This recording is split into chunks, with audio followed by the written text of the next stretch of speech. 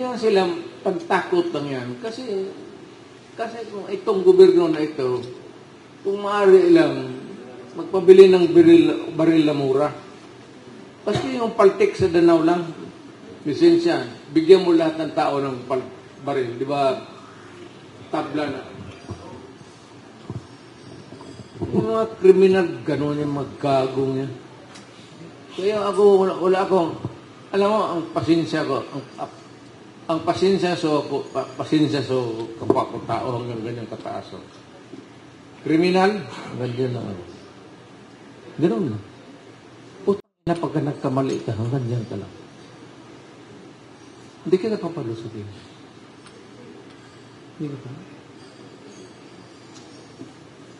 Hindi ako maniwala na kailangan mo mabuhay at the expense of the other guy's pocket.